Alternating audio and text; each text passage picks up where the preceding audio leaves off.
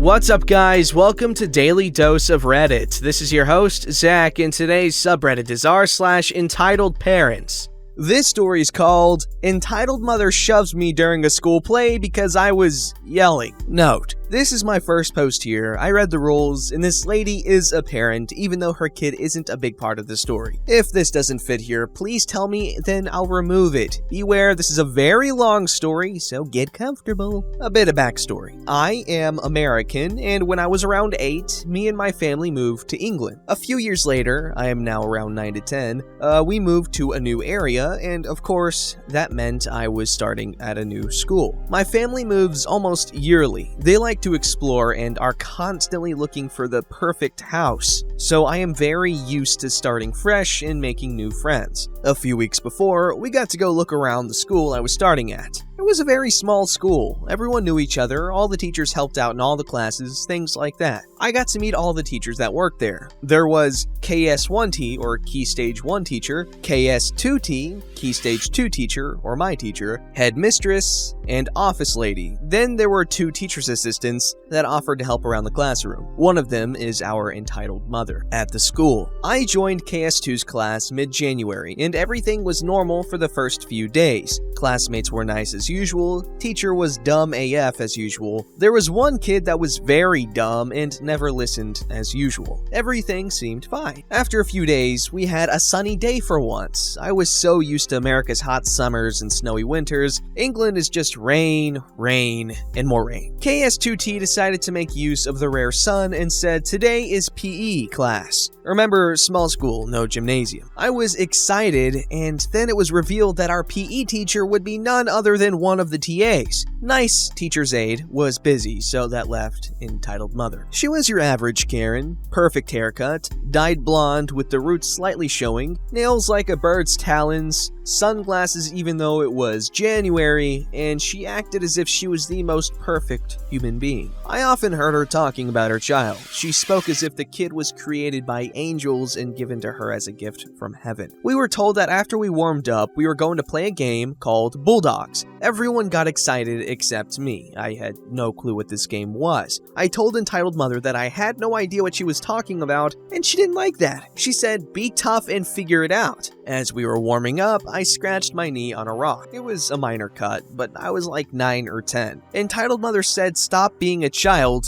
even though I was one, and that she would toughen me up. Once warmed up, we started setting up for the game Bulldogs. This girl called Tina, she's very important later on, explained the rules, and told me that she was in the sports club that entitled mother runs. The game was simple. There is a person who is the bulldog. If they touch you, you are a bulldog too. Everyone else runs back and forth across 2 lines on the playground. Behind the line, you are safe. As I was running, I tripped and fell, but I tucked my head down and rolled forward back onto my feet and kept running. Entitled mother was ecstatic. She kept yelling, "Go OP! I told you I would toughen you up!" But she didn't teach me that. My dad had showed me that when I lived in America. My dad was a self-defense teacher. All week, she bragged to the real teachers on how she showed me how to be tough. I think she just wanted them to offer her a full-time job. The main story, sorry for the long backstory, I just thought it was necessary. So a few months later, we started learning about William Shakespeare. We researched all about him, and we were told by my teacher that we would be going to a huge theater to perform the play, A Midsummer's Night Dream. I was so excited because I got the lead female role, and because my parents were coming to watch.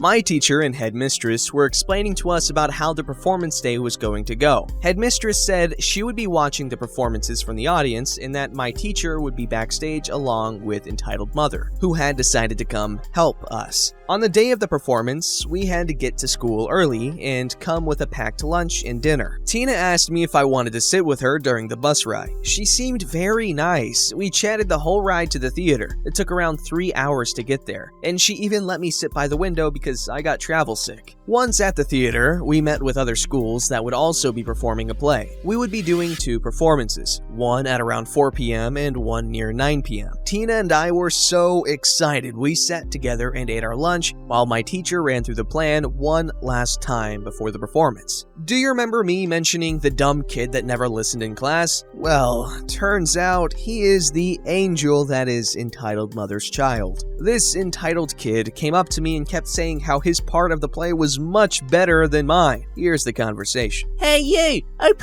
I bet you never guess what part of the play I have. I bet it's so much better than your part. Really? What part do you have? I have lead female role. I have... Insert really small, useless part. It's the main male role. Actually, my brother and his friends have the main male roles, but yours is very nice. Later on, I found out that he had the smallest part because he couldn't remember the lines. No fair, your part isn't better, my part is the best. Then he stormed off to find Entitled Mother and complain or something. Zoe performed our first play, and most things went smoothly. One boy that was really shy forgot his lines, but I had memorized the whole script, so I helped him. I had a lot of fun until we silently walked off stage. We were told that it was crucial to be absolutely silent while we walked off because other schools would be starting their performance. When we came off the stage, we were meant to follow my teacher to the dining hall to eat our dinner. I was at the back of the line with Tina in front of me. The kids on stage were very loud while performing, so Tina took the opportunity to tell me how fun it was performing. She slowed her pace, so we were walking with our shoulders touching, and we continued whispering about the play. What we didn't know was that Entitled Mother was behind us, and when she heard us talking, which I'm not sure how she did because we could hardly hear each other, she got angry. Like Ultra Karen, I need the manager angry. Entitled Mother grabbed our arms with her Ultra Karen talon grip and yanked us apart. Then I felt the talons again and she shoved me forward. I went flying forward and made a loud bang on the concrete floor while trying to keep my balance. I was in shock. Tina looked horrified. Entitled Mother was still angry. I just stood up and rushed back to the dining hall with Tina close behind. My teacher was upset that we were late getting there and didn't listen to me about Entitled Mother. I ate in silence. Then I went to Tina to talk about what Entitled Mother did and to make sure I wasn't dreaming. This is the conversation that followed. Me still in shock. Tina, Entitled Mother shoved us. That happened. What should we do? She really only pushed you a little, and I don't want her to get in trouble. Don't want her to get in trouble. She pushed us. She needs to be, fired or something. No, please. She's usually nice. You don't know her as well. I'm on a sports team. Don't tell anybody. Sorry, but my parents are knowing. She's going down. Tina walked away, clearly upset with me. I went through the rest of the day as if it was a normal day. My excitement was gone. I was like a robot. The other girls in our class asked if I was okay, and I said I was fine. We finished the second performance and packed our things. My parents picked me up at 11 p.m. As soon as I woke up the next day, I told my mom about Entitled Mother. She was stunned. When I arrived at school, I saw both my parents go into the office. They had a long chat with office lady and headmistress. They were still there at lunchtime, and I was very glad that it was raining that day. That meant no PE with Entitled Mother. The next day, Tina was taken out of class to talk with headmistress. She came back half an hour later. Then it was my turn. I walked out of that classroom like a badass warrior that was about to kill a man, calm and confident. Headmistress led me to her office to talk. I was not ready for what she said. Here is the conversation. If you don't think Entitled Mother is entitled yet, wait till you read this. OP, I am very disappointed in you for lying. It's really not like you. What are you talking about? You had your parents come in and talk to us about how we are terrible teachers and how we let Entitled Mother push you, but both Tina and Entitled Mother have denied your accusations. What? I'm not lying. Entitled Mother did push me, and Tina's lying too. I don't think Tina would lie about not being pushed if she was, and you hurt poor Entitled Mother's feelings. In pure disbelief, I say, what? When I talked to Entitled Mother about what happened, she burst out crying. She said all she did was try and be nice to you and help you with your schoolwork, but you continued to spread rumors about how mean she was, and that you told Entitled Kid that his part in the play sucked. I was totally stunned. I had never heard such stupid and unbelievable crap in all my life. And there's more. She's lying, I swear. Entitled Mother and Tina are lying. Why would Entitled Mother and Tina both lie, and then make up more lies about what happened? Also, Entitled Kid confirmed what his mother said. I am very disappointed in you, OP.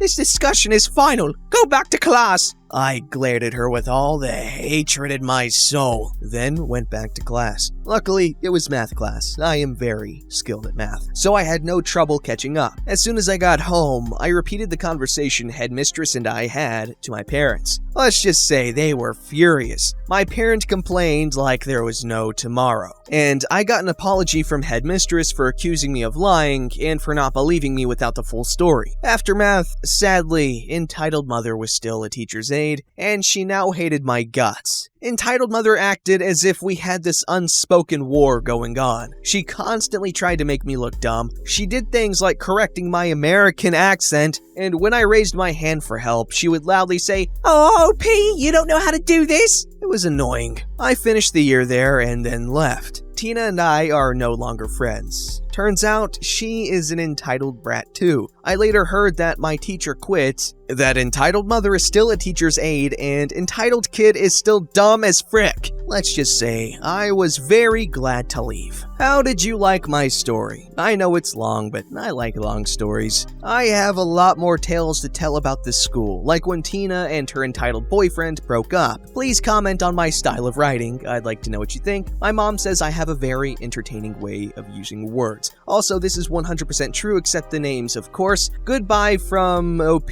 someone that has too many entitled stories. Personally, I liked how it was written. However, the cast names were unnecessarily complicated. Like, what the hell? The KST, Ketamine, KSI, Logan Paul, Logang, Jake Paulers for life. Yeah! This story is called Entitled Mom Takes My and My Twin Sister's Birthday Money to Use for Herself and Her Kid. Okay, here is a little information. I have a twin sister and we were born on our dad's birthday. So every year when we were kids, our local radio station had a drawing that you could call and put your name in if it was your birthday. Well, since there were 3 of us with the same birthday, we usually won because we had more chances and there weren't that many people put in the drawing. Usually we got a gift card to a food place with enough for 2 on it, and my dad would let my sister and I use the gift card while he used his own money to buy food from the same place. This certain year, however, they gave out a $200 gift card to a big boardwalk that was about an hour or so away. The gift card really could have worked anywhere, but it had the big picture of the boardwalk on it, so that's where my dad and my stepmom, aka entitled mother, decided we were going. That was fine with my sister and I because we liked road trips and we liked this particular boardwalk. Intro to the story. My dad, entitled stepmom, twin sister, entitled stepbrother, and my other siblings, there were 6 kids in all,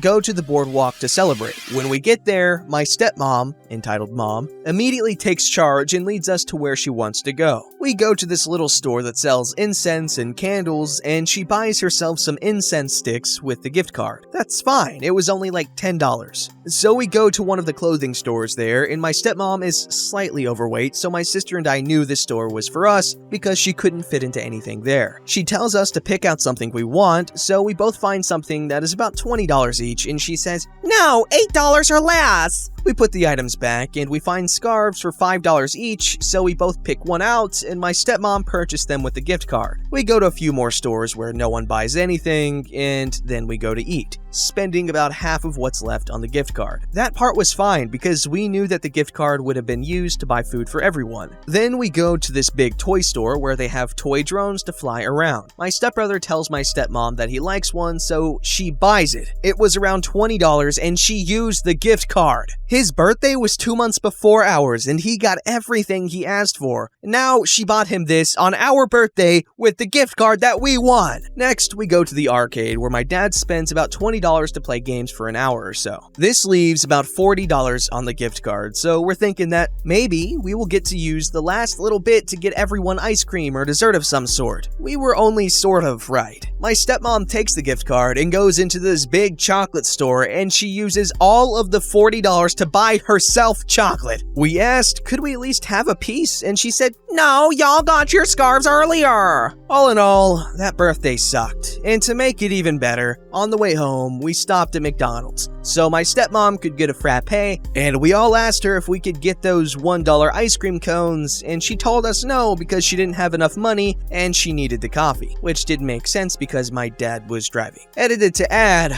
my dad didn't say much. It was his birthday too, but he just let it happen because he's not one for confrontation. I'm older now and I no longer speak to him or my stepmom. I have a kid of my own, and she deserves better than to be treated that way by my stepmom and to be put to the side like my dad did to me. So, man, that's kind of sad. Usually with these kinds of stories, you see some sort of, a good thing happen in the end. So that's sad. It sucks when step-parents don't treat their stepchildren like their own children. You might think that's a lot to ask for, but if you're gonna be in a relationship with someone who already has their own children, that's something you're gonna have to accept and embrace. And if you get married to the point of them becoming your stepchildren, that should have already been a thing. You should have already accepted them as your own kids because they are. Y'all are part of the same family and you're their maternal figure now. So you gotta step into that role and not stop with that stupid preferential treatment between your children. Because they're all your kids, no matter what, you're married. People really need to be careful who they marry when they have children. Make sure that that person they're marrying doesn't act like your standard depiction of a stepmom or a stepdad, which is usually bad. Don't forget to like, subscribe, and hit that bell to never miss an episode.